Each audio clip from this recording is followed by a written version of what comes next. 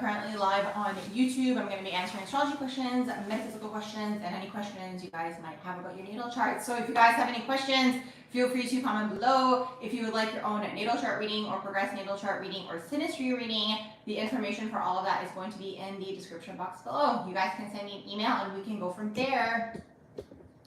Hey everyone. I'm answering astrology questions, metaphysical questions, questions about your natal charts. If you guys have any questions, feel free to comment below. What should we talk about today?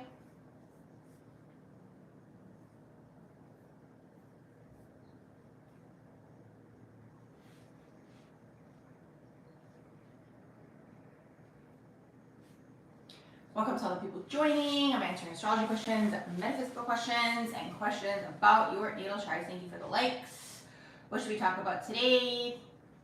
What would you guys like to know about astrology, metaphysics, your own natal charts?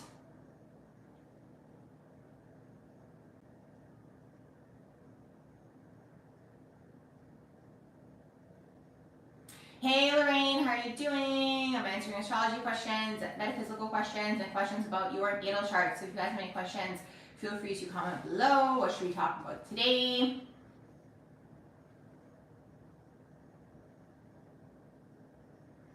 Hey Nature's Moon, how are you doing? Welcome to everyone joining. I'm on a little earlier today.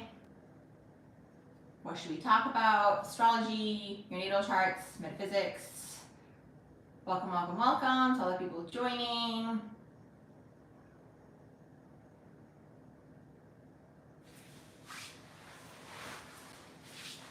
Thank you for the likes, you guys. You said you've been doing research today on chords. What do I know about that? Like chords between you and another person? Hey Anita, how are you doing? Welcome to all the people joining. I'm answering astrology questions, metaphysical questions, and questions about your natal charts. If you guys have any questions, feel free to comment below. Hey Tanika, yes, I'm excited to send it to you too. Absolutely, yeah, energetic codes. So chords, so anytime, okay, here's the thing. So anytime someone is in your space, like let's say you guys are talking, you're friends, let's say you're romantic partners, like a chord is connected to that person. And a lot of the time, like you might notice that, like let's say you got into an argument with someone and it's like you're still thinking about that person, like there's still a chord connected there. Or like somebody feels like there's unfinished business and like maybe you see them a lot of the time, there's a chord that's taking place there. So basically you have to cut the cord. So either it's like, you know, you remove yourself out of that person's vicinity and you can quote unquote cut the cords this way so they can't reattach the cords to you. Let's say it's someone that you see all the time. You know, let's say like you work with this person or something of that sort. Like every time you see them, the cords will reattach. It's interesting because like people talk about like no contact a lot of the time, and it kind of plays into this whole vibe because it's like if you're still seeing this person, it's like the cord gets reattached. Now sometimes you still have to see the person. Do you know what I mean? Like let's say it's someone you have a kid with or whatever. So it's like after you kind of part ways, quote unquote, cutting the cords. Just like, you know, like you can do a meditation to do it, or just like not feeding into it, not like thinking about that person or whatever it is, like keeping it like harmonious, so like they quote unquote can't send you vibes. I hope that makes sense. Hey everyone, give me 1 second, you guys. Okay, I am back. Yeah, so that's basically like what the cords are all about. So it's like, let's say you are feeling someone's energy, like in your energetic field. It's because there's a cord between you and that person. That's kind of like what the cord is. So it's like sometimes you have to have boundaries with people to like not have that create, but sometimes it's like they feel a type of way, for example, and you just happen to be around them for whatever reason. You might pick up on that, right? Because like we're all telepathic. So it's like figuring out how can you either remove yourself from the situation or like cleanse it for yourself or like not feed into it. Do you know what I mean? Like let's say you're thinking about it, like you're attaching the cord. Like you can attach the cord to somebody too, of course, right? Somebody can do it to you, but you can also attach the cord to somebody. Like let's say you're constantly thinking about somebody and like these types of things. That's kind of how it works. So like we're all kind of connected, especially telepathically. Hey everyone, I'm Lash Hay from Florida. You said, do I think the mini moon will have an effect on the earth energy and babies born during that time? Yeah, that's really interesting. I was thinking about that and how that will play out. I'm not sure. I mean, it's definitely going to have an effect on everybody. I think people are going to be like wilding out with all of that because like the moon already like affects people's emotions, right? So now there's gonna be a second one. So that's just my own opinion. But in terms of like astrology, I'm not sure how they're gonna calculate that. It's actually a really good question. I'm just going back up. You said your husband's sun, 23 degrees Aquarius conjunct your South Node, 20 degree Aquarius past life. Yeah, absolutely. And actually there's something here going on with like, it's his ego that's connected to your past life. I'm curious to know what house it's in. What I actually got was like, almost like you're, I don't mean this in like, you're doing it on purpose to break down his ego, but there's something going on here where it's like you, because of a past life, like you're in a way helping him with his ego, or like not like fueling it. I'm getting more so like quote unquote breaking it down. So softening him up, I guess, maybe is the better term.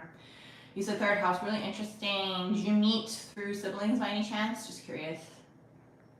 What are my thoughts on these placements? Virgo sun in the first house. Welcome to all the people joining. I'm answering astrology questions, metaphysical questions, and questions about your natal charts. So if you guys have any questions, feel free to comment below. Virgo, okay, sun in the first house, Virgo rising. Okay, double Virgo, Scorpio moon, third house, Cancer, Mars, 11th house. Yeah, the Cancer, Mars is a little bit of a struggle. The Virgo sun in the first is going to want to shine, and then Scorpio moon is going to want to hide. So you're going to have to figure out a way to actually be seen. Do you know what I mean? Because the sun in the first house is all about shining. But then you have the Scorpio moon that's like all about hiding. Do you know what I mean? And then the Cancer Mars could just make you lethargic. I'm curious to know if you have aspects to your Mars that's going to kind of help that Cancer Mars. Because Cancer Mars is a little bit of a struggle. It makes you lethargic, it makes you lazy, it makes you like repress all your emotions. When it's underdeveloped, of course. You can work with the energy, so it's not like doom and gloom. Okay, that's the way that I see it. You just want to look at Mars and Capricorn and how does Mars and Capricorn act and see how you can change some of your traits to basically be like that. I'm actually not, hey, this time I heard you too. I was thinking in my head, I was like, I feel like Luna's gonna say that Yu was gonna go live, so we're like connecting in the astral. Hey, how's it going? You said yes, 2 brothers, 1 sister, other sister. Oh, sorry to hear about that. But I'm curious to know if you met your husband through your siblings by any chance. Hey, Elmoose, how are you doing? You said you have Saturn retrograde in the 11th house of Aries. Saturn retrograde is an absence of a father figure early on in life. Mental, emotional, or physical absence. Hey, Angela, yay, I am live. I know I came early today, so I can catch some of you guys that I don't usually catch, so I'm glad that you're here. So yeah, Saturn retrograde is the absence of the father figure early on in life, mental, emotional, or physical. So now that can mean that internally you struggle with your masculine energy, okay? So that could be boundaries, that could be being a go-getter, that could be direction, that could be perseverance. These types of things, okay? Because it's like, it starts with the father or the dominant masculine role, and then it's actually a reflection of your own internal masculine energy within. That's kind of how it works, okay? And then you have it in the 11th house of Aries, so your ideas kind of got restricted there, and then your expression of the self with that Aries energy. Okay, Cancer, Mars, yeah, you might have to rewatch that part, but it's not going to let you like go back right now. It'll have to be after, but I'll just repeat it for you guys. So Cancer, Mars is a struggle, because it's like Mars is exalted in Capricorn, okay? So that's the best placement for Mars to be in Capricorn. So Cancer is oppositional to Capricorn. So when you have a Cancer Mars, it depends. You want to look at the aspects, because sometimes you can have some aspects that are going to help the Mars, okay? Basically. But if you don't, and it's just kind of like on its own, it's going to make you lethargic, it'll make you lazy, it'll make you kind of like repress your feelings and then explode, or just like when it comes to like anger, you might cry and then like lose the argument. So it's like you're gonna have to figure out how to work with that energy within. And then my recommendation for these types of energies, when it's like in the quote unquote fallen energy, it's not doom and gloom. What you guys can do is you can look at the oppositional energy, okay, the quote unquote best placement, which is Capricorn, and see how can you adopt some of those traits, okay? So Cancer can be too lazy, so you can look at Capricorn. Capricorn's a hard worker. Now the thing is, Capricorn can be like really intense in terms of hustling, so you can kind of like balance the energy within, right? You don't have to go into the extreme of like Capricorn hustling, but the thing is, like Cancer Mars, it's like you're basically going to be fighting against the energy within the self, right? So now when you're fighting against it, to not go into the lethargic energy, to like, you know, try to change yourself to be more motivated and these types of things, you might feel tired, right? So that's the struggle, basically, with the Cancer Mars. Oh, there's so many Cancer Mars in the room, hey! I'm glad that resonated. I'm just going to go back up. I'll get to you guys in just a second. Oh, okay, Cindy. Good to know.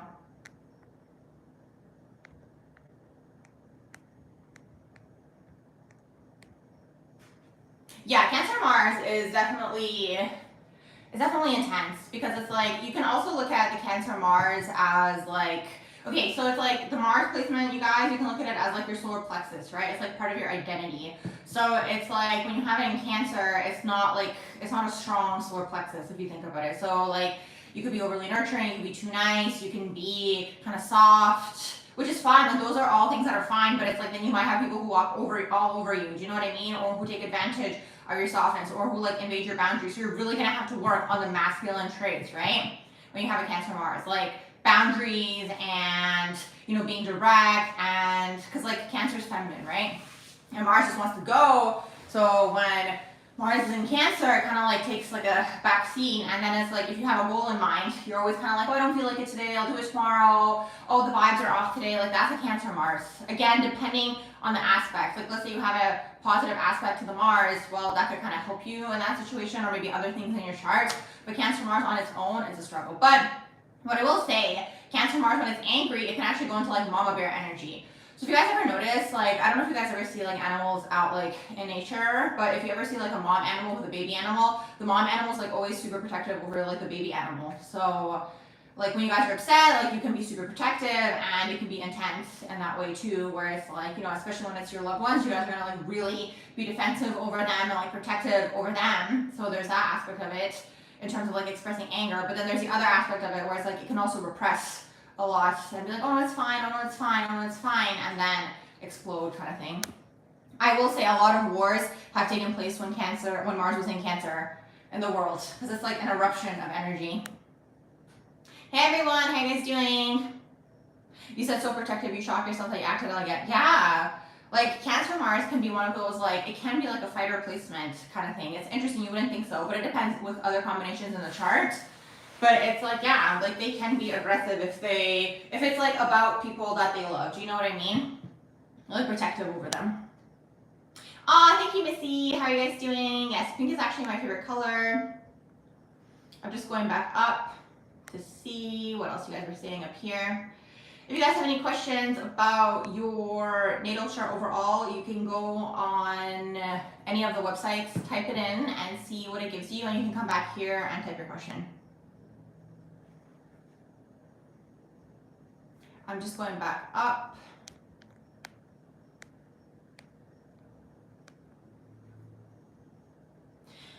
December. It's interesting. I've noticed that like November Sagittarius energy and December Sagittarius energy is like very different. The November Sagittarius energy to me still kind of feels like it has like remnants of Scorpio in it, and then like the December Sag to me feels like really like fun and actually like pure Sag almost. Not saying that the other one's not pure Sag. I'm just saying like it feels like more Sagittarius than like the November Sagittarius. Hey everyone. You said you feel like Venus in the 12th house is doomed. Is it possible to find healthy love with this placement? You also have Mars and Cancer. Oh my gosh, there's so many of you guys in here with Mars and Cancer. Hey, Mars and Cancers. Yeah, Venus in the 12th house is like past life enemies coming through as lovers. Here's the thing, it depends, because you also have the progress chart. So it can progress out of that.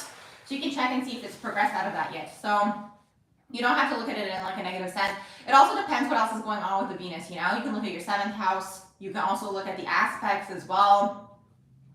But yes, Venus in the 12th house is definitely like past life types of like karmic situations, clearing karma with a lot of people. You might date a lot of people when you have Venus in the 12th house.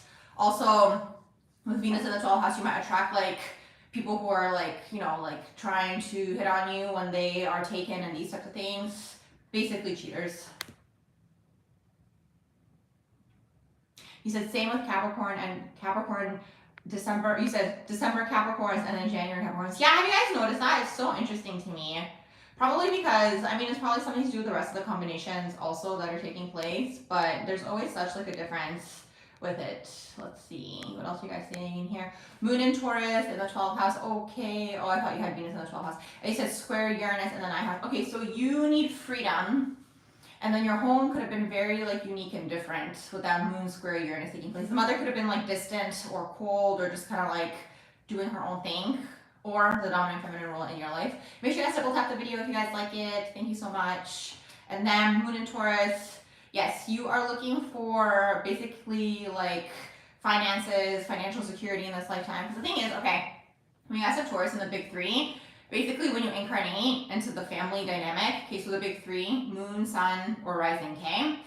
So the child incarnates wanting a specific type of like financial situation. So it doesn't really matter whether the money's there or it's not there. It still wants like a luxurious type of experience. You know what I mean?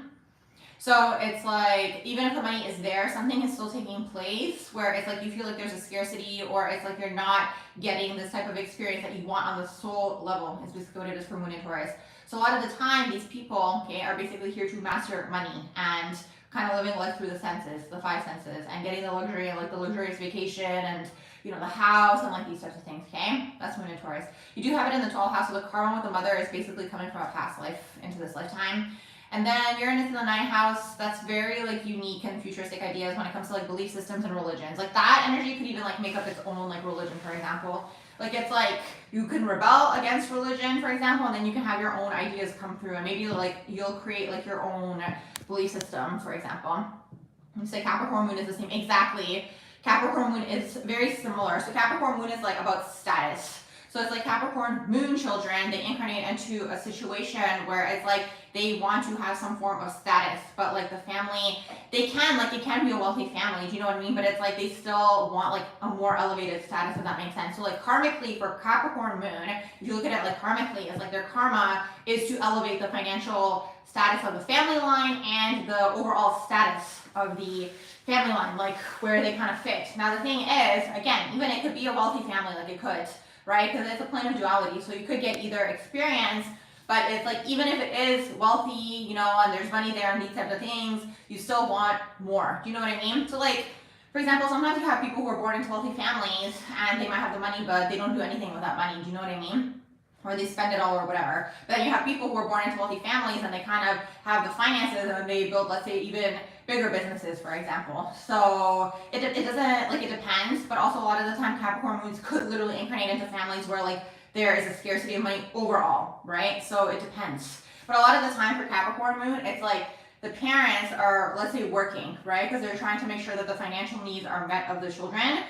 But, or the child that has the moon, but it's like what tends to happen is the emotional aspect isn't necessarily there. So it could be a traditional home, it could be a traditional upbringing, and again, it can manifest any of these ways, but that's kind of like the overall idea for Capricorn Moon. Hey everyone! I am live. If you guys have any questions, feel free to comment below. I'm just going in order. Venus, Capricorn, and then you said you have it retrograde in the 11th house. So you're doing it again. Anytime you guys have a retrograde placement, you're doing it again, but the energy is kind of like, oh my gosh, I have to do it again. Like, I'm so over it. Have you guys ever done those like quizzes for work where it's like you have to answer a certain amount of questions? You have like unlimited tries, but you have to answer a certain amount of questions, and you have to get like, let's say 80% to pass. And it's like, let's say it's out of 10, and like every time you get 7, because it keeps switching the questions, and you're like, oh my gosh, I have to do it again, and you get so frustrated by the end.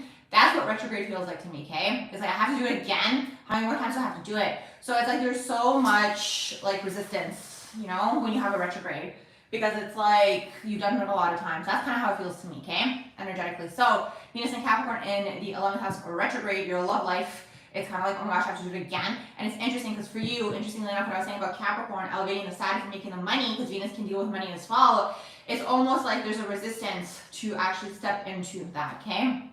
Kind of what I'm hooking into here. And also with Venus in the 11th house, you can meet your partners and your friends online with that energy. Mutable signs are interesting because they're changing, like from like morning to night. They're going to say one thing in the morning, and then by the evening they change their mind, or they like forget about what they said. That's mutable energy. So sometimes it's like a struggle for them to anchor something, other than like Virgo. Like out of the mutable signs, I kind of find Virgo to be like the fixed mutable sign, even though it's a mutable sign. Virgo is mutable because it's like, Virgo is here to perfect a thought. So it's kind of like, it just is a matter of how long are they perfecting that thought, right?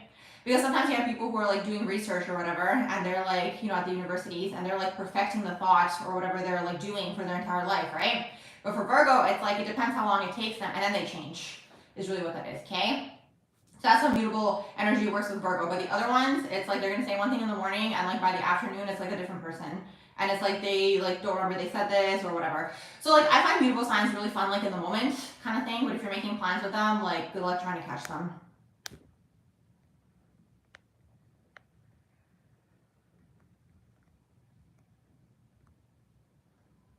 Okay, I'm just going back up.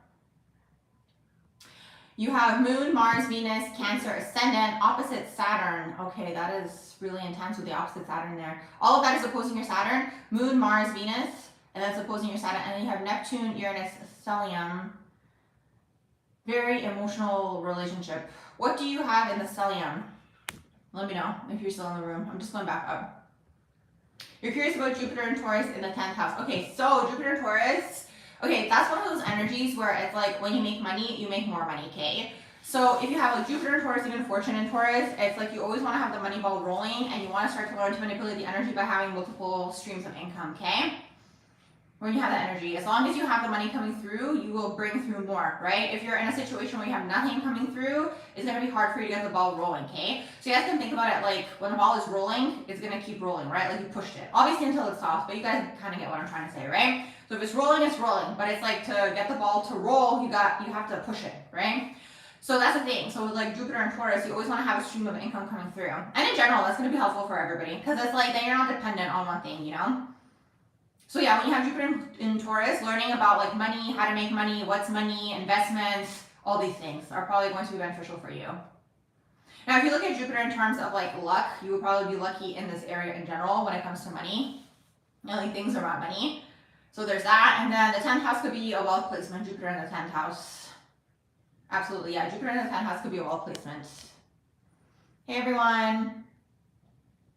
I guess everyone, you don't have to type your questions multiple times. Hey, Mystic Journal. Oh my gosh, you guys are saying that today. Thank you. I love pink. It's my favorite color, actually. I'm just going back up. Your Mars in Capricorn progressed from the 7th house to the 8th house, and you feel it so intensely. Yeah, that's definitely intense. If you haven't like been used to the 8th house Scorpionic energy, when you go into that energy, because it's like the 7th house, it's like, oh, you're making your friends, you're making your connections. You go into the 8th house, it's like, okay, now we're going deep. Like deep, you know, within the people and like learning about them and all the things that are going on like actually beneath the surface. So that's kind of like that progression. Now in terms of like how you go after your goals, when you had it in the 7th house, it could have again been like more, I try to stay away from the term surface level, but that's kind of what it is in comparison to the 8th house, okay? It could have been like, oh, I made my connections, I did this, it was like, you know, fun, and like, you know, I'm in this relationship, and like, this is motivational for me, and it's like, woo, you know? And then you go into the 8th house, and it's like, okay, let me learn about energy, and how to use the energy, and, you know, how to maybe manipulate energy to get, you know, where I'm trying to go, especially with the Mars in there, okay? Because Mars in the 8th house is going to be operating on those basically like subtle realms, right? And the spiritual planes. Because the thing is, in my opinion, I think the whole point of everything is to learn the spiritual information to master the physical plane, okay? That's the way that I see it. So it's like, if you have a lot of spiritual information and you're not doing anything with it, it's just kind of like, why is it there, you know? So it's like sometimes there's no point in learning some things if you're not actually going to apply the things that you've learned, right? So it's like after you learn these things, applying and see, does it actually work, you know? Because there's in theory and then there's in practice.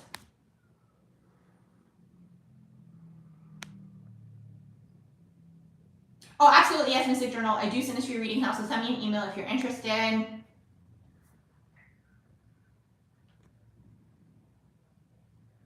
Oh, yeah, I'm so glad that that resonated. You're welcome. I'm just going back up to see who I may have missed up here.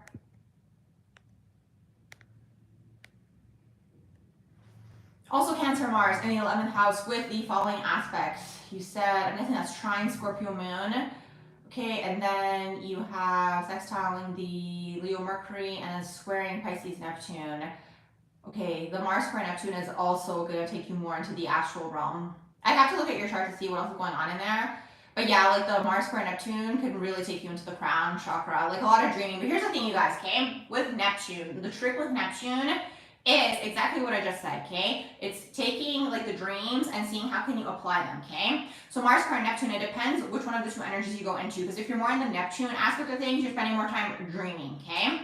But because the third eye visualization is so strong, if you go into Mars and you take the dreams and you actually apply it and you go after it in the physical realm, you will anchor it faster because it's real to you, okay? That's kind of how the energies work together. And I'm just looking like the Mars trining the moon, that could be also pretty good actually, because like as long as you're emotionally invested, it's gonna go, like it's gonna work out for you kind of thing. But you have to be like emotionally invested in what you're doing.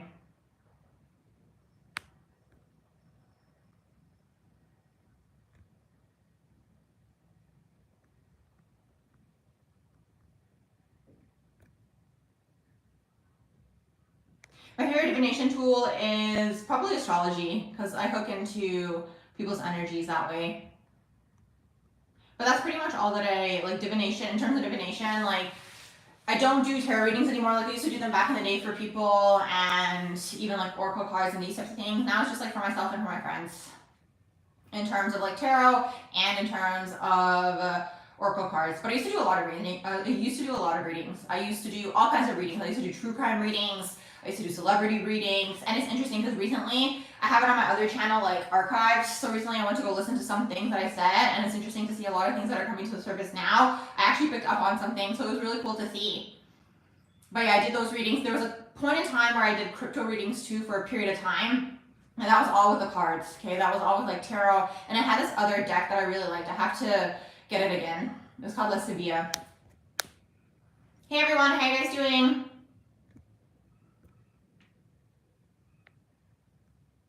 Yeah, I'd have to do a video on the odds. You said you have Sun, Mars, Venus, and the 10th house in Scorpio. Sun, Mars, Venus, can you tell me, is it conjuncting? Sun, Mars, Venus, and the 10th house in Scorpio. Basically here to master the physical plane is basically what that is, okay? With that 10th house, you're climbing to the higher heights and you're going about it in a Scorpio type of way. So you're doing it like behind the scenes, okay? You're using energy to kind of get to where it is that you're trying to go. Energy, sexual energy, energy manipulation, energy work, all these types of things. Okay, they're all conjuncting. Nice. That's a nice conjunction. Mars and Venus are nice to be conjunct to. Even the Sun, Venus is nice because you're going to be attracted, which is nice. And also, it's like, you might even have like an androgynous look, so you might be attracted to like multiple people. And then the Sun, Venus, it's like your mannerisms. Like you could just like, again, like the way that you express yourself could just be something that people enjoy. Virgo Sun in the 4th house. And also, sorry, back to the 10th house Scorpio. And also that could also help you because it's like if you're trying to like, you know, get a business going or start your own thing or like, let's say like climb to certain areas in this lifetime, right? Like the charisma is going to help you get there kind of thing. Virgo Sun in the 4th house, and then you have it squaring Saturn in the 12th house. So Virgo Sun is squaring the Saturn. The father and the masculines in your life with the Sun square Saturn could be, like the father could have been strict, for example, or there could have even been inconsistency, for example. It could have been like one day like this, one day like that.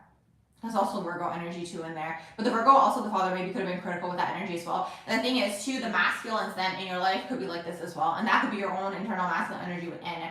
So that's the thing, you guys. When you guys look at the Sun, okay? The Sun energy will tell you what kind of masculines you're going to be pulling through into your life. The Moon, okay, so you can look at Sun and Mars and even Saturn, okay? To see what kind of masculine energy are you pulling through into your life, okay?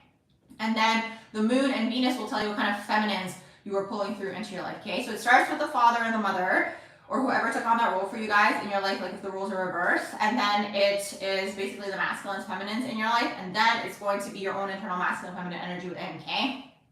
So it'll tell you a lot, basically. Anytime I personally see a lot of Sun aspects or Moon aspects, that also signifies to me personally that there's a lot of karma with that person. So let's say you have a lot of Sun aspects, that's a lot of karma with the father, okay? Or masculines in your life. Moon is a lot of karma with the mother or feminines in your life, okay? That's kind of how I see it. Hey everyone, I'm just going back up. How are you guys doing? You said you have Sun, Venus, and Jupiter, and Mercury, and Gemini in the 12th house. There's so much negative stuff about the 12th house online. What are some positive things I can say about this placement? Well, you're going to be super psychic. I have a whole playlist on the 12th house because I feel like people don't understand the 12th house. I think you have to be, actually, I know you have to be psychic because if you're a 12th house person, you're going to be psychic. So you actually have to be psychic to understand the 12th house. Otherwise, people who view it in like a linear way, they're going to talk about it negatively because they look at it from like the everyday physical reality lens, okay? Is basically what it is. So that's basically what's going on. Because the thing is, the 12th house, what's happening here is you're psychic, okay? You are literally connected to the other side. But the thing is, people who aren't psychic, there's a few things that are going on here, okay? People don't understand the psychic realms. They fear the psychic realms, okay? Because it's the fear of the unknown. And it's like people who maybe aren't psychic, which I personally think most people have some form of intuition going on. But regardless, okay, up until this point, people who are like not in tune with their intuition, they don't know how to understand it because like, you know, you don't know how to understand something that you're not, if that makes sense, kind of thing. So the 12th house is psychic, okay? It can be negative if you are too energetically open, okay? And I have a few videos on here. You can even look at my videos about how entities attach to your auric field. Everybody can look at that, but 12th house people have more of the tendency to have their aura be open, okay, for these entities to latch onto your energetic field, okay, because actually everything that's happening is happening on the spiritual realms first, okay. You have to master the spiritual realms to master the physical realms. That's what most people don't understand. So some people might understand it from just like a higher self level, okay, but most people like don't really understand that that's actually what's happening down here, okay. So everything's happening on the spiritual realms first, and then it manifests in the physical realm, okay? So it's this. And then also with the 12th house, so it's like if you're energetically open, first of all, you have to learn how to channel your psychic energy. And first of all, you have to even accept the fact that you're psychic. So you're psychic and you're intuitive. But it's like if you're in the lower chakras, if you're in the wounds, if you are fragmented, if you are fear-based, if there's trauma, any of these things, okay, in the lower chakras, you then go into the shadow of the psychic energy, okay? Which is like paranoias, which is then maybe merging to the collective unconscious, which is maybe escapism. That's why the 12th house is also connected to escapism, because it's like then you don't want to feel what you're picking up on because you don't understand what you're picking up on. I hope that makes sense. And then also on top of everything, you're now open energetically, okay? I have so many videos. I have another video where I talk about the connection between cognitive dissonance, trauma, your psychic gifts and abilities, and spiritual awakenings also, okay? Because you go through, when you go through a traumatic event, okay, energetically you get opened up, okay? Because you're going through cognitive dissonance is basically what that is. Like what's happening internally is not matching the external world, okay? And then you get opened energetically or like shot out of body in that particular moment, depends what took place.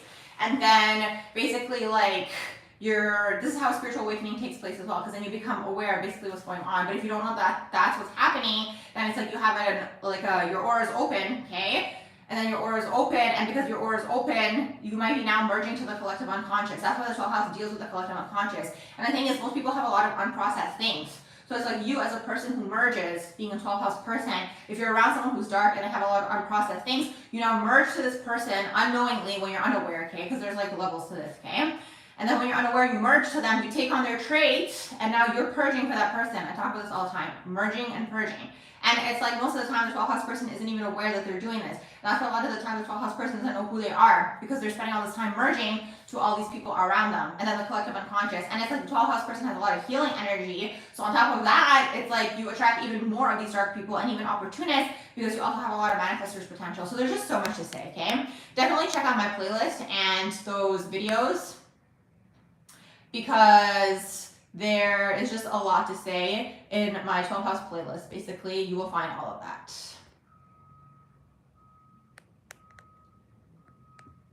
You said your escapism is literally fighting, but in escort setting. What's escort setting? You said fighting your demons while being one in the game. Hey, Edward, how are you doing?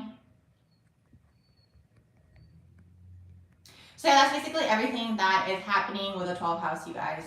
There's just so much to say. I have so many videos on the 12th house because it's the psychic realms. It's basically what that is. And then, okay, so the next thing is like then you want to come out of the lower chakras and the wounding and all these types of things and go into the higher chakras. So when you're in the higher chakras, you're not, like your energetic space isn't being consumed by all of these other things, okay? Basically that like maybe you're thinking about all the time and it's like congesting your energetic field. So then you're able to go into the higher realms, and then when you go into the higher realms, well, then you're able to actually start picking up on psychic information, okay? Is basically what that is. Jupiter can be like for spouse sometimes as well. Yeah, I've heard that too.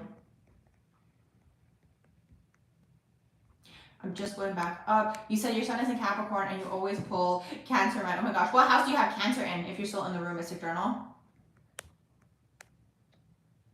Thoughts on Scorpio moon in the 3rd house. Also, what does it mean for a relationship with your mother? I'm curious to know, do you have any aspects to your moon? Is it conjuncting the Pluto by any chance? Scorpio moon, okay, so Scorpio moon, basically you incarnate into a family dynamic where, okay, so first of all, like the mother or like the feminines in general are playing a huge role, okay? Or they're just like energetically stronger maybe in the household than the masculine. So that's like the first thing that takes place, okay? And like Scorpio is operating on the subtle realms basically, and like the feminine energies, like the undercurrents of feminine energy is basically what that is, okay? So in terms of the relationship with the mother, it can go one of two ways because it's a plane of duality, okay? It can either be intense, tumultuous. It can be like, you know, like the mother might not have boundaries. Like she might always be asking you like, where are you, what are you doing? Like these types of things, okay? always wants to know everything. Also, it can just be just like intense overall. She could be maybe hiding something, or there could be something that's like not clear about the mother that you maybe find out later on in life with the moon in Scorpio. That's one of the possibilities for the Scorpio moon. Or in terms of the relationship with the mother, sometimes also it's like the Scorpio moon like starts picking up like in utero. So it's like when the mother is pregnant with the child, sometimes the mother could go through something traumatic, and already from that get-go, you start picking up on, like, you kind of like are super sensitive to the mother, if that makes sense, okay? So you like pick up on all the things that are going on, maybe emotionally and energetically with the mother, okay? For a Scorpio moon. So there's that, okay? But then there's the other aspect where it's like sometimes it can go into codependency. So sometimes what can happen is like you might not spend maybe a certain amount of time with the mother, where it's like maybe later on in life there is more space for her. Maybe like she was like, you know, super busy doing something in the earlier part of her life and there wasn't space. Maybe she was emotionally unavailable, for example. Later on, if there's like a space of emotional availability, it might go into codependency then, okay? Where it's like, you know, you guys might have to just like, for you to like grow and to maybe be your own person, I've noticed sometimes this moon energy or just like any moon Pluto aspects, they might have to move away, for example, from the mother, okay? Because it's like, it's a very intense relationship. So it depends whether it goes into the positive or the negative. Oh, e-sport. Okay, but up here it said something else. I'm just going back up here. Oh no, you did. Oh, it said S. Oh my gosh, I read it as S-port, but you meant e-sport. Okay, I get it. Let's see what else you guys saying in here. You said, hi, you're a Sun, Virgo, Mars, and Leo. What would be the sign for Saturn? Hold on. You're a Sun, Virgo, Mars, and Leo. What would your sign for Saturn be in regards to the masculine you pull in? Can you tell me what your Saturn is in? And do you have any aspects to the Sun? You said, but the point was being alone in a room and doing is fighting against. Yeah, 12 house people can spend so much time on their own. Yay, thank you, Anita. I know, and I could also talk about the 12 house all day because there's just like so much to say. There's honestly so much to say because it's like, again, there's like the whole playlist. Like that's how much there is to say, and there's still more to say, basically. But yes, like I understand why people who don't understand the psychic realms, they see the 12th house as something negative. But again, I don't see anything as positive or negative in terms of the placements. It is what it is. You know what I mean? Like it's the energy you have in your chart. So it's like, what can you do? You know, like sit there and be like, oh no, like I don't believe in like putting yourself in those situations where you're like, okay, there's nothing I can do about this. It's like, okay, the energy's there. So are you just gonna kind of like give into it, or are you gonna do something to kind of like see how can you have a positive outcome with this? That's kind of how I see it. You said you have no idea. Neptune in the 12th house, coffee is too strong and a merger these days even. Yes, okay, that's another thing too. Okay, yes. So 12th house, even coffee can affect you, okay, when you have 12th house. So it can be like, in terms of escapism, it's on a range. It can be a shopping, or it can be like a shopping escapism type of thing. It can be you hanging out with your friends all the time. You know, there's so many different types of escapisms, you know, because it's addiction. It can be on a range, you know. It can be traveling all the time, like whatever it is. But also coffee, so it can be substances. Like that's kind of like, again, addiction is on a range. So the extreme addiction is substances and substance abuse.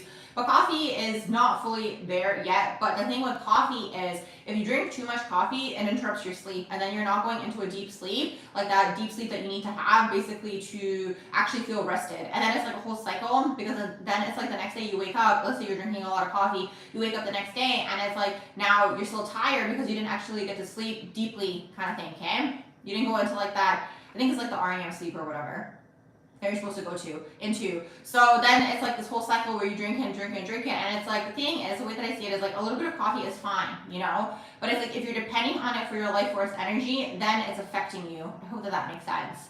So there's that, and then again, it opens up your energetic field. So anytime you guys go into any sort of addictive tendencies, okay, it can even be like scrolling, it can be like anything, okay? That's like an addictive tendency. You're opening up your energetic fields, is basically what that is. If you're going into, in terms of like a compulsive type of behavior, right?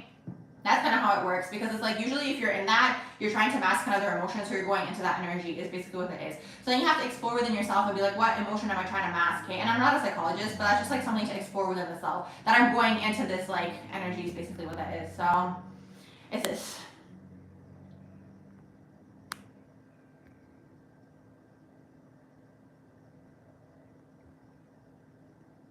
You said you have Moon and Saturn in the 12th house and you feel this energy. For which part? You said you have Saturn and Sagittarius. I'd have to look at your overall natal chart to see maybe what masculines you're energetically pulling through. But the thing is, like, you want to look at the aspects, okay? So you can look at the energies in there in terms of the placements, and then you can also look at the aspects to see what kind of energy are you pulling through energetically, okay? Or like what kind of masculines will be attracted to your energetic field. The aspects will tell you a lot too, okay? If you have any, maybe you don't have any. So if you don't have any, then you can just look at the signs in there to see. But yeah, like whatever signs you guys have in there, it'll be like some traits like that. Do you know what I mean? Like let's say like you mentioned you have Virgo, especially if it's Sun in Virgo, like that could have been a critical father, so you could actually attract critical masculines into like, or people who operate out of that energy is basically what that is, okay? Can I please talk about Venus conjunction midheaven and also Pluto conjunct the ascendant? And you said, do you have Scorpio rising energy? Yes, when you have Pluto conjunct the ascendant, you take on, yeah, some of those traits, absolutely, okay? So the first impression can just be like intense.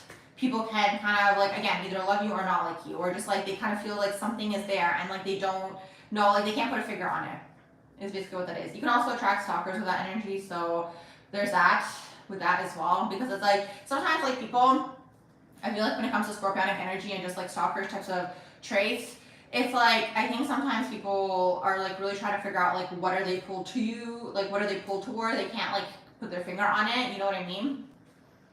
So it could be this, but obviously then you have the actual extreme version of like the stalker types of people, which is obviously dangerous, so depends like what like range they're on. And so can I talk about the Venus conjunct midheaven? So in terms of like your work, there might be like an undertone energy for like with Venusian qualities, okay? With a Venus conjunct midheaven. So what do I mean by this? You could be interested in like interior design, beauty, aesthetics, you know, those like really pretty blogs that people like make online.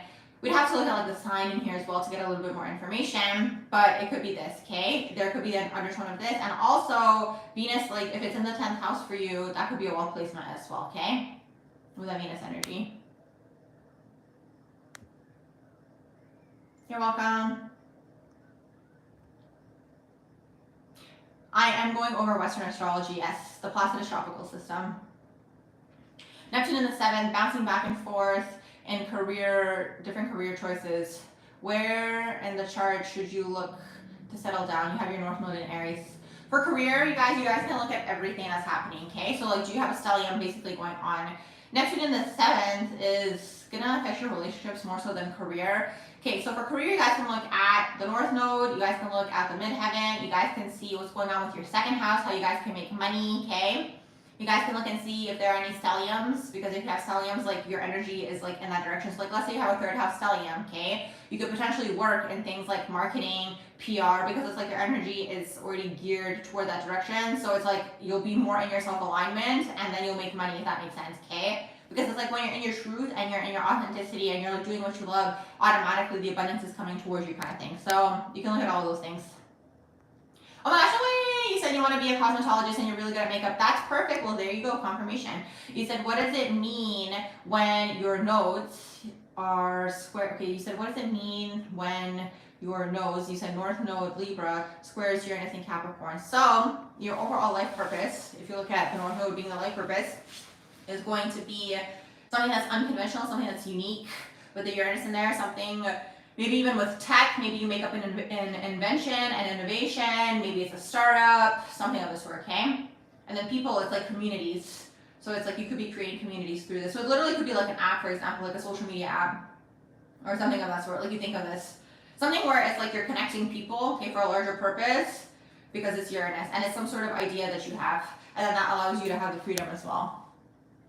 Lilith and Scorpio in the 1st house. Okay, so Lilith can basically be your dark side and your shadow self, okay?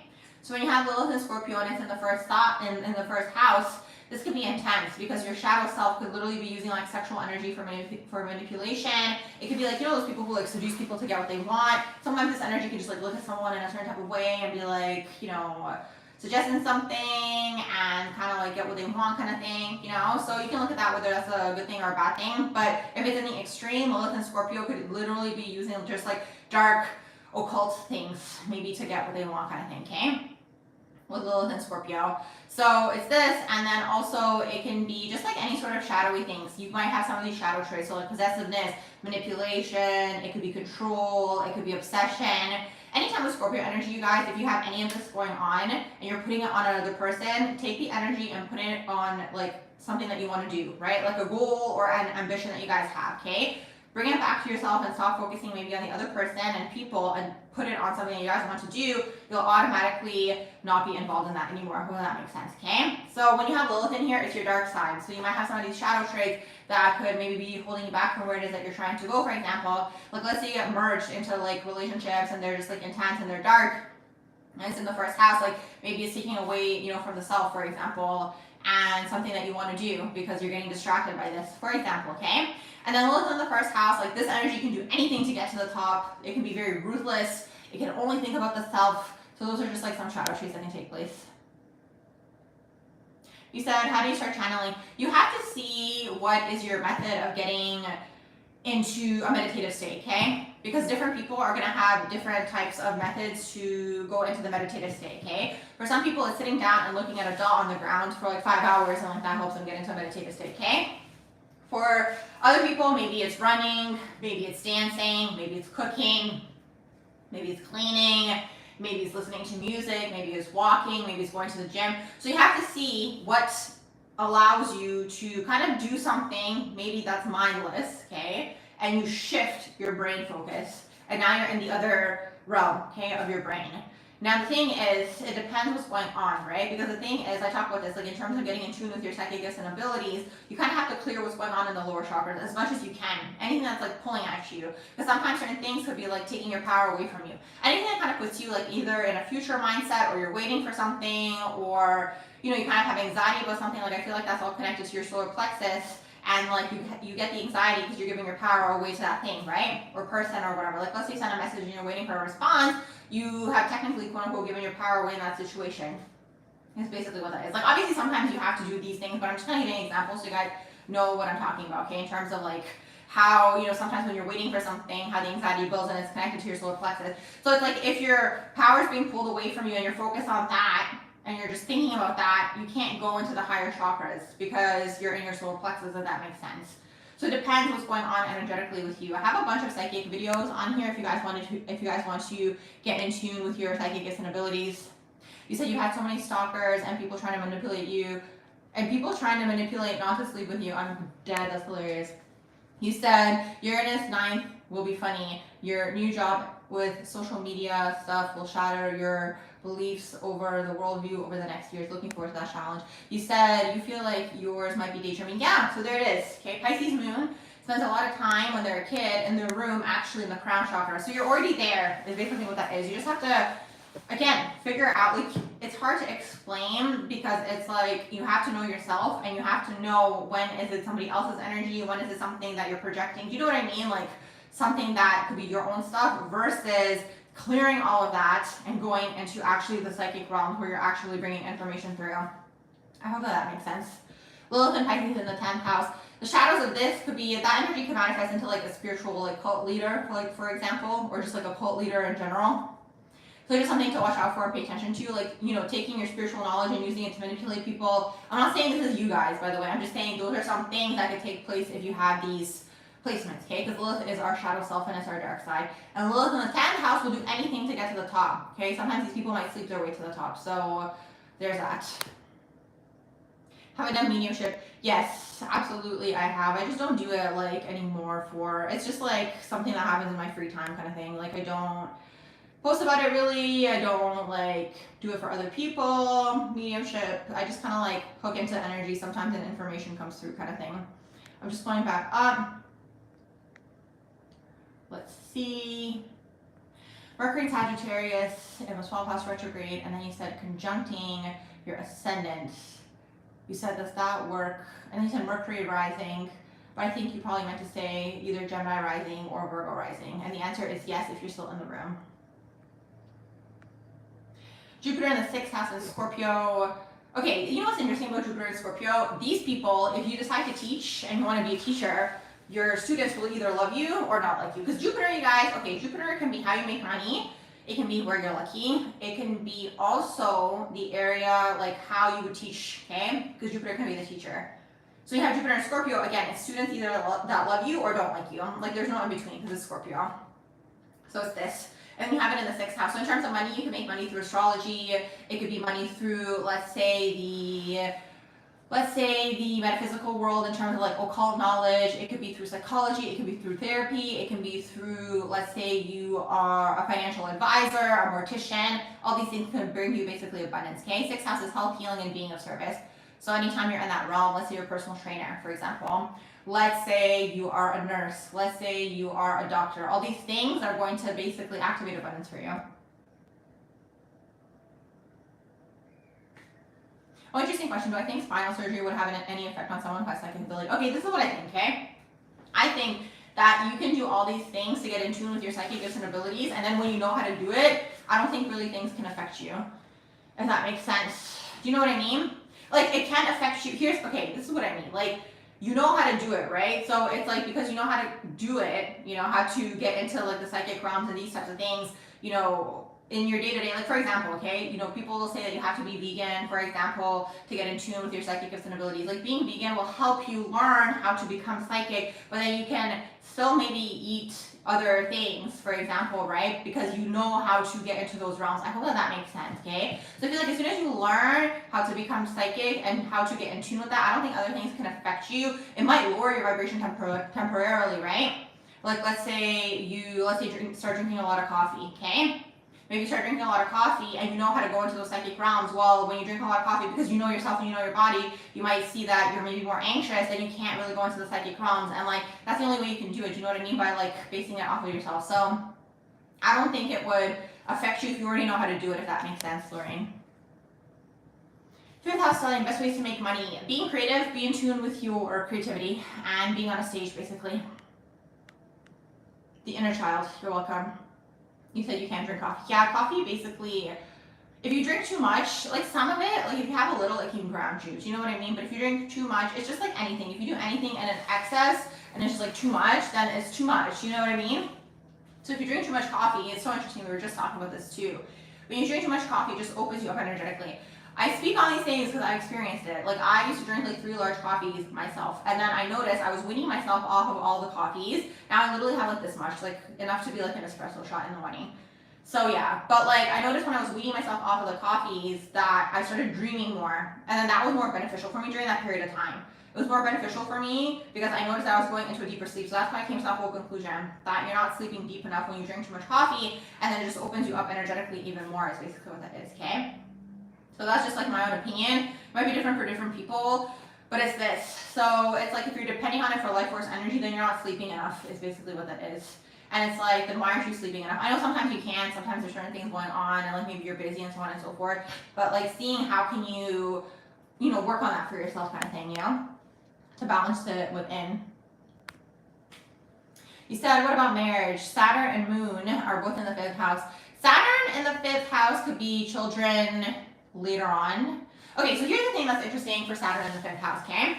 It's karma around children, and even 5th house is karma with children in general, okay? So here's the thing, sometimes for Saturn in the 5th house, you might have a kid when you're young, okay? Because there's karma with children, and sometimes when you have the child is bringing you and the person that you're having the kid with together, right, to sort out something amongst each other, okay? Sometimes that's how children are karmic. It's for you and the other person to sort something out. So it could be this, okay? So sometimes for Saturn in the 5th, it could be when you're young. Sometimes it could be like when you're young and then you have one later on. So there's like an age gap, for example, okay? Or it could be around your Saturn return, you have a kid.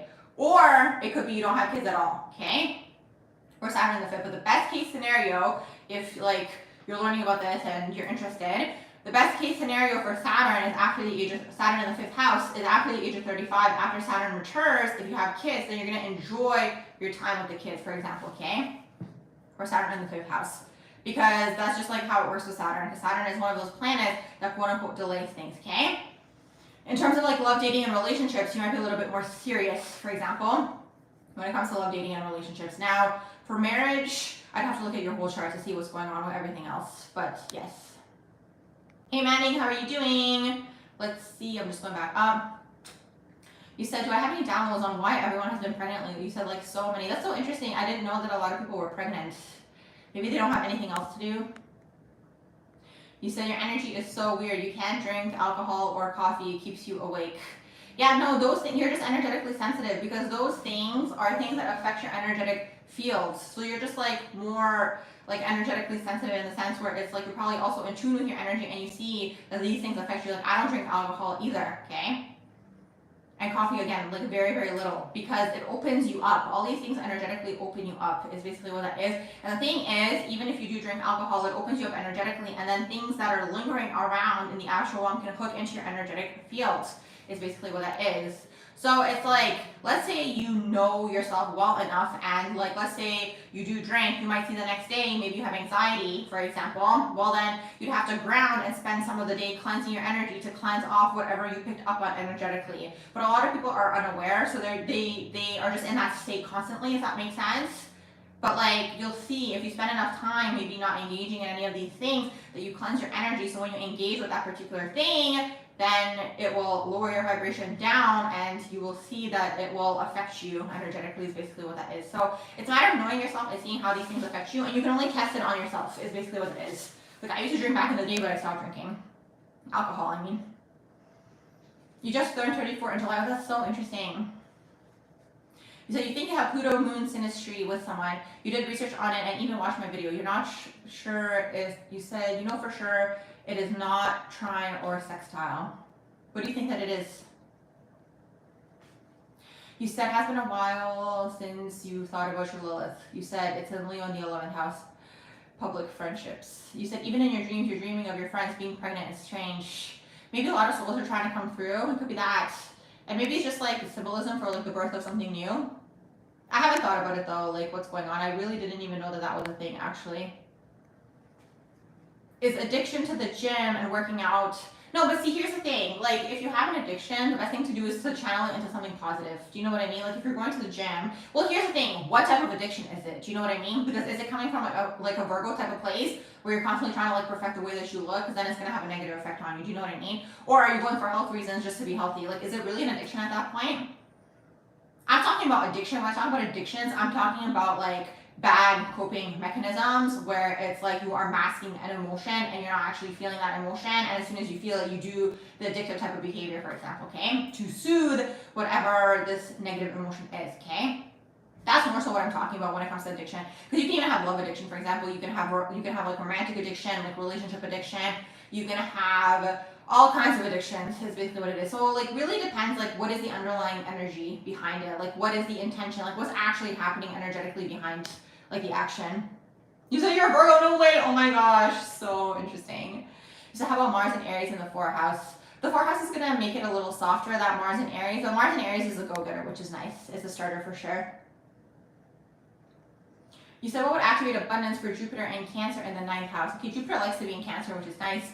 And then you said, and part of fortune and Virgo in the 11th house. Okay, so Jupiter and Cancer for abundance, it could be anything to do with like homes, nurturing, these types of things. So like, let's say you're working from home, let's say you work with homes, let's say you work in real estate, let's say it is like a profession where you're helping someone, or maybe you're a nurse or something of this sort. I notice a lot of nurses have like Cancer energy in their chart, sometimes doctors too. Could be this, okay? So that's Jupiter and Cancer. It could be something where you're helping someone, maybe you're actually like a teacher or something of the sort. So it could be this, something where you're like nurturing and like helping people in this way. 9th house is like the higher mind. So the 9th house can literally be like traveling. It can be, if you can't travel, it's people from abroad who come to you, learning about different people, different like backgrounds, different belief systems, all these types of things. BRB, you guys. Okay, I am back. So that's the 9th house. The 9th house can also be like your higher education. So like let's say you go off and you get your bachelor's, you get your master's, you get your PhD, or like let's say you do a lot of like different certifications, for example, all of that, okay? Anything in the 9th house type of realm, you can activate abundance for yourself. Fortune and Virgo could be work, like anytime you have a job, you're gonna bring through even more of that abundance, for example, helping people, being of service, for example, Fortune and Virgo. The 11th house could be like larger communities, it could be philanthropy, it could be tech, it could be the internet, all these things. You say you think it's the challenging aspects, the conjunct or opposition. You have never dated, but you are in the same friend group. What kind of trauma are you healing? Can you tell me, are you the moon or are you the Pluto? Let me go back up and see if I can find it. You said you think you have Pluto moon with someone. Can you tell me if you're the moon or if you're the Pluto person? I'm curious to know. Hey Esther, how are you doing? You said if you have a 6th house stellium, Aquarius, Sun, Neptune, Uranus, and Capricorn, Mercury, and then you have a Taurus moon in the 9th house, and Saturn in Aries in the 9th house. Hold on, Taurus moon in the 10th house, Saturn in Aries. You have a career path with these placements. Okay, hold on. So you have a 6th house stellium, and you have Aquarius, Sun, Neptune, Uranus. And then you have a Capricorn, Mercury. First thing I thought it was something in the health field, so like a doctor, a nurse, something on that sort with the 6th house stellium. And then you have a Taurus moon, so you want to make money in this lifetime. Yeah, basically something like this. It could be something futuristic. Like I'm even seeing like telemedicine. Have you heard of that? Where like you call them on the phone? Something like futuristic. Oh, you think you're the Pluto? Really interesting. So you're the Pluto and you resonate with obsessive traits. It's interesting. Usually in synastry they say it's the external planet that doesn't feel it as much as the internal planet. But regardless, like I think both people are going to feel it because the energy's there, right? So it's like, it just depends how it's being expressed. Because if maybe you're more like the clairsentient person, you might be expressing it more, for example. Yeah, it's definitely intense when you have like Moon Pluto aspects, because basically what it could be bringing up for you could be bringing up, let's say, fear of abandonment. Anything that's chilling at the base of the spine, okay? Fear of abandonment, fear of betrayal, fear of losing that. It's usually all rooted in fear of abandonment, basically, and loss in general, okay? All of these things. So like everything else in terms of like the possessive energy, the obsessive, the manipulation, the control, that's all connected to, for Scorpio or Plutonian energy, it's all connected to fear of abandonment or like loss or like losing the person in one way, shape, or form, is basically what that is, okay?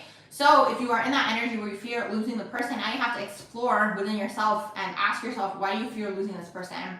Like, why is this person, like, why are you giving your power away so much to this person that they're so important that if they are no longer in your life, that it's going to be a whole thing kind of thing. You know what I mean?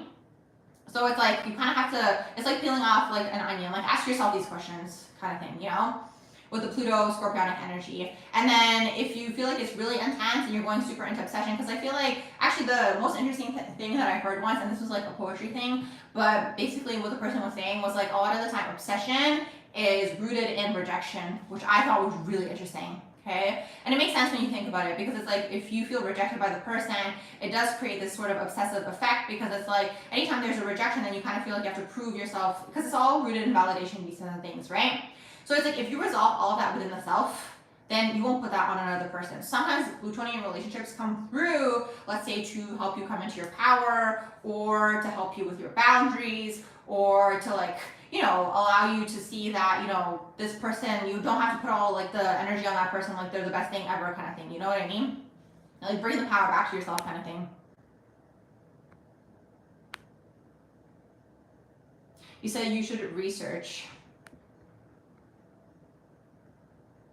You should research Scorpio energy. Yeah, definitely research Scorpio energy. You said how to heal scarcity mindset and go into abundance mindset. Okay, so the only way you can heal anything in this life is to like basically have a different reaction to that particular moment. Okay, I hope that makes sense. So for example, let's say you're faced with a particular situation. Like for example, let's say you're in a scarcity mindset where, let's say, okay, here's an example. Let's say let's say you're taking a Lyft or Uber, okay?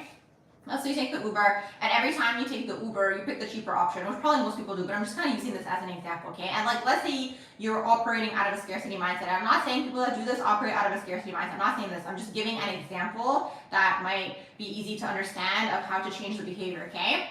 So let's say, right, you're always picking the cheapest option for this, and you know, it's coming from a scarcity place. Let's say it is this, okay? Obviously, this is not for everybody. I get that, okay? This is just an example.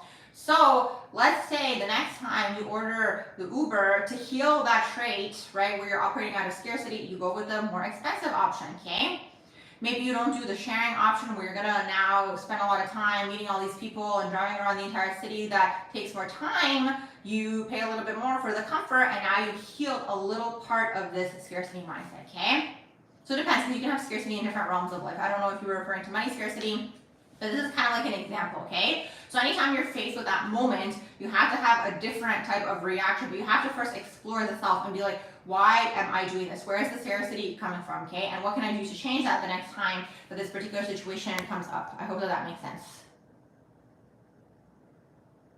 Yeah, it makes sense, right? That the obsession comes through the rejection. Because a lot of the time, what tends to happen is And this is like, you'll see this in all the manipulation, like tactics for like dating and all these types of things, okay? And this is how you guys can catch it early so you guys don't get manipulated in situations, because a lot of these dating coaches, and this is on both sides, this is literally on both sides, they're all saying the same thing, and all of their dating quote-unquote advice, okay, is rooted in manipulation, and their manipulation is connected to triggering the other person's ego and triggering the other person's abandonment wound, okay, which is a collective wound. Check out my Exploring the Chakras series, okay?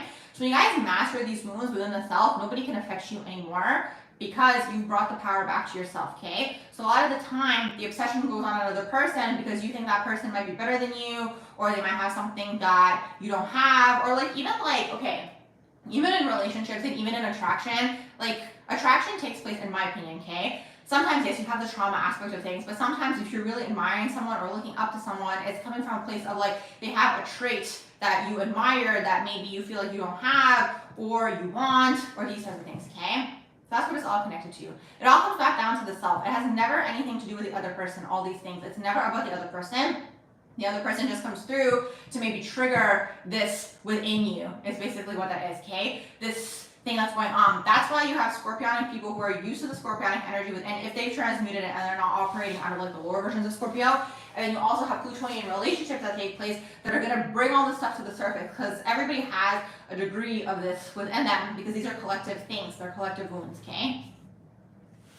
You're realizing your Venus sits on your midheaven in Sagittarius. How could you use this energy? Oh my gosh, another person. We had another person in the chat earlier also having their Venus conjunct their midheaven, okay? So when you have the Venus midheaven, okay, conjunction basically taking place, you know, in terms of work, it's going to be something that deals with like the Venusian aspect of life, okay? So it could be like fashion, it could be beauty, it could be negotiations, it could be anything to do with like relationships or working with people, or like PR, or it could be marketing, these types of things, okay?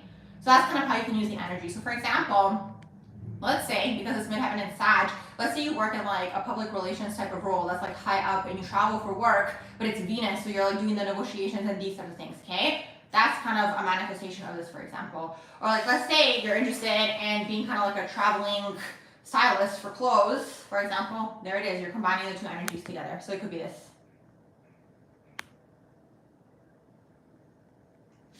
You said, have I made a video about sexual demons attaching to you and how you can deal with them? Yes, I have 2 videos that you guys can check out. You guys can check out my sexual energy siphoning video on here. Okay, so that one's going to be under the metaphysical playlist. Sexual energy siphoning and binding on this earth plane. And then I have another one. I have a lot of videos. I have even some lives where I talk about it as well. But yes, in terms of video form, that one. And then I have another one called How Entities Attach to Your Auric Field. Here's the thing, okay? Anytime you go into an addictive type of energy, okay, which with sexual energy is very easy to fall into addictive types of energies, okay, you're basically opening up your energetic field. And then it's like, sometimes it's a downward spiral, okay, because it's like you engage with this person and then that person and that person and so on and so forth is basically what that is. And now you have connected your energy to all of these people is basically what's taking place. So you can check out those videos. I'm sure there's going to be more information in there, but that's basically what's taking place. So anytime you kind of like feel this like energetic pull, and it might not be you, it might be coming from another person. I personally feel like that's some sort of darker energy that's taking place. And also obviously corn with a P. I mean, that just opens up your energetic field overall, okay? And then you're attaching into the hive energy. I think I talked about that in the sexual energy siphoning video as well, okay? Sexual energy siphoning and binding, and then it depletes you. It depletes your energetic field. It depletes your life force energy, because then you can't use your energy for yourself. You've plugged into either another person, or you've plugged into this hive mind type of thing. It's basically what that is, okay? Because the thing is, in terms of sexual energy, you guys, you are merging energetically with the other person, okay? And I don't mean that just like in like a romantic type of way. Like, it's literally you're merging, you're taking on their traits, right? So it's like if you don't like that person's personality and there's traits that are just like intense, or there's things that are unprocessed, you are now merging energetically to that person, okay? Is basically what's taking place. So basically, if there's someone around you that you don't like their personality or who they are, it's probably better to not energetically merge with this person, because you're going to now take on their traits and it's going to blur who you are as a person. Is basically what that is, okay? So I want to go into the higher chakras. I hope that makes sense. Oh, you said you're a designer. Yay, I'm so glad that that resonated. I love when that happens. You said you'll never attain true, genuine love by playing mind games. And then you said, okay, before you said you really dislike the dating coach advice. Yeah, that's part of the millennial purge. That's the way that I see it. The Pluto and Scorpio, okay? Pluto and Scorpio energetic purge, in my opinion. They're all talking, right? Because that's the way to purge, is by speaking and kind of getting it out there, and then this person sees what that person's doing, and that person sees what that person's doing. So it's like, that's the thing with the shadow energies, right? You can't purge it out of the system if you don't know what it is. So all these people are kind of purging it for the collective, right? By talking about it, and everyone's learning what's going on with this person and that person, but it's all manipulation at the end of the day, and manipulation is not really, it never worked really long term. It could be like sustained for a period of time, but especially as we go into the higher vibrations, like manipulative types of things are not going to work in any realm, okay? Ego driven things, manipulative types of things, all these things, because we're going into like the authentic vibes, right? So it's like if you're not authentic and you're not true to yourself in these types of things, well, in that particular case, it's not going to last. It's going to be kind of like easy come, easy go. You said you saw a post recently that said when you think you're thinking, you're actually listening. Interesting. You said good to be aware of that. Always question where the thoughts are coming through. Here's the thing, okay? You'll know that it's, okay, so here's the thing. If you close your auric field, also Megan, check out my psychic videos, okay? Check out my videos in terms of how to get in tune with your psychic gifts and abilities and all these types of things, because religion talks about that too, about like the demons on the astral plane. And it's like you have to learn the frequency aspect of things, okay? To know what's actually going on energetically. If you are in the lower vibrations, and everyone goes through this, okay? This is part of just like the journey of being down here. And it's so interesting because when you take off the shadow patriarchal lens on the religions and you read the theological texts and like the roots of them all, not like what they are today, like the broken telephone, but the roots of them all, they're kind of all trying to teach people the same thing, basically the spiritual nature of this earth plane. And then you have all the other texts, right? And the ancient civilizations and these types of things. But basically, the thing is, it depends what's going on with your energy field. If you are open to energetically in any way, shape, or form, which usually most people are, because most people go through a traumatic event and then you get opened up energetically, usually something, or like energetically, like I'm not trying to put fear out there, but like if something takes place and like, it's like in the lower chakras, an entity can hook in because you're open energetically, and it's going to feed into that, right? Into that wound, and then it usually comes to a person actually, okay? And this is how people use your wounds to control you. It's basically what that is. Like in relationships, people see this a lot of the time, okay? Because like they've hooked into some sort of wound that the other person has, and they kind of like play with that energy is basically what it is. So this is why you have to clear and figure out what are your triggers, your wounds, your soft spots, like what's going on in the lower three chakras, okay? After you have the awareness of this, then you have to figure out who are you, what are your likes, wants, needs, and desires, and it's going to be a challenge because most things are things that we've seen, right? So it's going to take a lot of time. The biggest blessing you have on this earth plane is time, if you're able to have it, right? To be with yourself and see and cleanse yourself off of like all of these energies. Because it's like, especially with social media, things are being thrown at people like from left, right, and center, okay? And by the way, thank you for the super chat earlier as well. That's not what's happening, and then you want to close your auric field, because again, from day one, everything is meant to kind of throw people off their path, distract them, and then also open up their energetic field. And this is why music a lot of the time is targeted at younger people, because the way that I see it is like, okay, so this is another thing that I think about sometimes too. So in a lot of like cultures, they have the belief that like when the baby is born, to not see like anybody, for the baby to not see any external people for 40 days, right? That's in some cultures, and I've seen that in different ones too, so there's kind of like an overlap there, which is so interesting, right? Anyway, so you have that, so it's like my like metaphysical like interpretation of this is like, because the soul hasn't fully landed energetically, right? That's the way that I see it. Like the energy's open, so if the baby kind of sees other people, their energy can interfere, okay? That's just the way that I've interpreted it. So the thing is, I personally also see it as like, until your prefrontal cortex develops, you haven't fully landed, okay, into yourself. That's the way that I see it, okay? So you have like the susceptibility to be opened up energetically. That's why music is targeted at younger people, because you're opened energetically. That's why a lot of things are about age and youth and time. You're trying to bind people while they're young before the prefrontal cortex develops. This is my own theory, okay? That's why a lot of the time, there's like, they want you to make big decisions when you're younger and so on and so forth. Whereas like when you're older and your prefrontal cortex develops, you probably wouldn't make those same decisions that you would when you were younger, which a lot of them involve binding energetically, right? Mentally, emotionally, spiritually, financially, all these things. So all these things are taking place, right, energetically. So it's like from young, everyone is being targeted, basically, right, in one way, shape, or form. Like all of this information coming from all of these sources.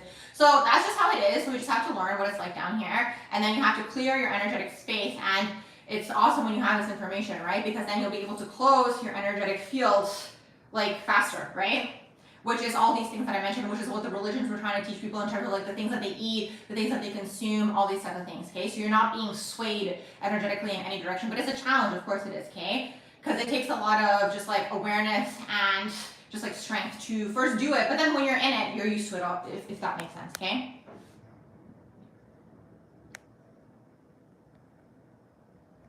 I have a video on closing the auric field. It's also going to be under my metaphysical playlist. I do have a video on that. I'm pretty sure I have a video on closing the auric field. If it's not how to close the auric field, then it's going to be how entities attach, and then it's going to be connected to the auric field. Check out my metaphysical playlist, guys, if you're interested in any of these topics, because I have a bunch of videos on it already. But in like simple terms, closing the auric field is not engaging in addictive tendencies. Basically healing what's going on in the lower chakras, the awareness, self-awareness, not engaging in any sort of like, again, substances that are going to shoot you out of body even more. Sexual energy is the biggest one, okay? Sexual energy, people don't understand sexual energy, and it makes sense that, you know, people are, what's the word? Like, it makes sense why certain people who operate out of the dark energy, they target the sacral chakra, okay? The sacral chakra is targeted. You guys have to understand this. The sacral chakra is targeted because that's your life force energy. So you'll see like all these music, like the songs and the music and everything is super sexualized, right? And society is super sexualized. So then you have the splitting too. You have the super sexualization and you have the repression of sexuality. And just like both of the energies are affecting the sacral chakra, okay? And because it affects the sacral chakra, then it's like people start engaging in these things. But it's like when you're engaging in these things, you are energetically, again, merging with other people is basically what it is. I'm kind of speaking between the lines here, so you guys are going to have to read between the lines, okay? And the thing is, it's fine, right? If you have engaged with certain people energetically, you just have to disengage, right? You have to like separate yourself. Let's say you no longer want to be energetically associated with that person. You can like cleanse your energy and so on and so forth to pull your energy back to yourself is basically what that is. And the thing is too, you guys, it's also going to affect you if it's like you with yourself too, if it's in an addictive energy, right? If you are in an addictive energy. This is the whole name of the game. You have to see, are you in the addiction energy? Is it something that is masking an emotion? That's kind of like the theme of the chat today. I hope that makes sense. You said fast food. Yeah, exactly. Fast food is another thing. All of these things. Fast food is another thing. Everything, basically, especially in the Western society, okay? You said most fast food places have red. Yes! The colors of the lower chakras. Exactly. Exactly. Exactly. You are onto it. Let me see what else you guys are saying in here. Pluto in the first house. Yeah, it's intense. Pluto in the first house. It gives you the undertone of having a Scorpio rising. You kind of have this like, Pluto in the first house, I can always feel a Pluto in the first house person energetically, because it's like you literally feel a Pluto and you feel a Mars energetically within them too, okay? Even though it's Pluto in the first house, but it gives you the undertone of having a Scorpio rising. Like you might come off intimidating to people, for example. Absolutely, Ruben. Yes, that was actually next on my list, the house rulers. It might take a while for the video to actually come out, but it's on my list for sure. But yes, you guys, so the whole thing to understand is the way that this earth plane works is it's trauma based, right? So it's like when people go through trauma, and that's all done by design, when people go through trauma, they energetically split, okay? Then you get fragmented. So when you're fragmented, you're energetically open, and then you're making your decisions based off of the wounds, and you're not making your decisions based off of the higher self, okay? So check out my videos. I have a video also called Soul Fragments too. It's all under my metaphysical playlist. So you guys can go in order. It might be a lot of information, so maybe spread it out over a couple of days, but that's kind of what's going on down here. You said, what do I think about out-of-body experience when sleeping? I mean, you're already out of body when you're sleeping. You said you have a soulmate and unconditional love coming after you after a toxic cycle with a karmic soulmate. You said karmic rewards. Oh my gosh, that's so funny.